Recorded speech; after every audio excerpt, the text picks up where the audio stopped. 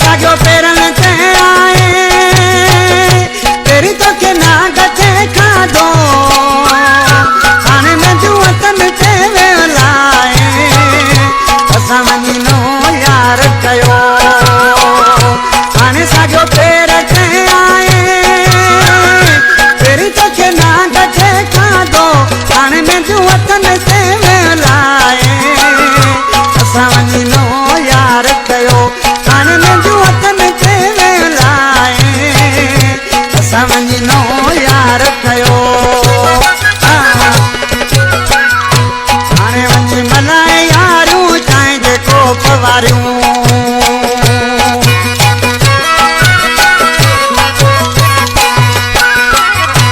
आने वञी मल्हाए यारूं चाहे जेको पवारियूं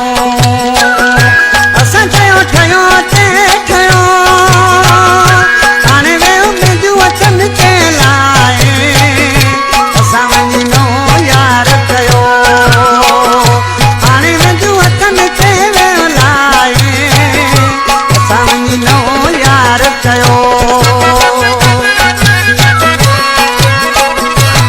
असां तोते छॾिया फैसला मोड़ तो ॿधाए छॾिया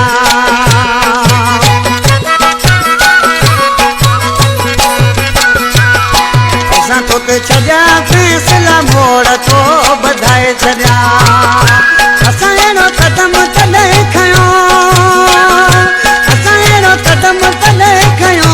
हाणे मुंहिंजो वतन ते वेलाए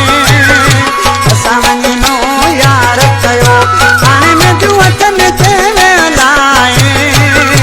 असां वञिनो यार कयो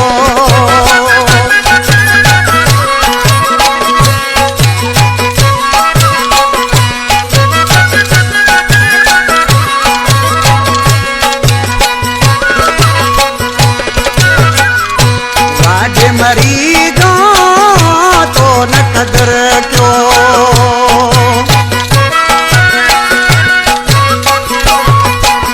अरे वाडे मरीजो तो न कदर कयो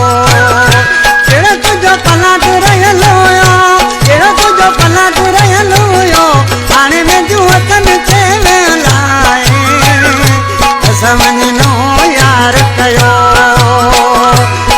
साजो पेरन ते आए पेरी तो के नाग ते खादो हाणे मुंहिंजो वतन ते वेलाए असां वञिनो यार कयो हाणे मुंहिंजो वतन ते वेलाए असां वञिनो यार कयो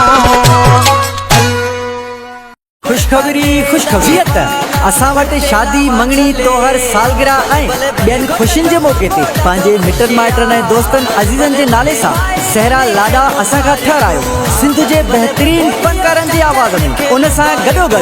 नात हमद नुहा ऐं कलामनि जी बहितरीन रिज़ल्ट सां रिकॉर्डिंग बि कई वेंदी आहे वधीक राब्ते लाइ बशीर अहमद मोबाइल नंबर 033421767114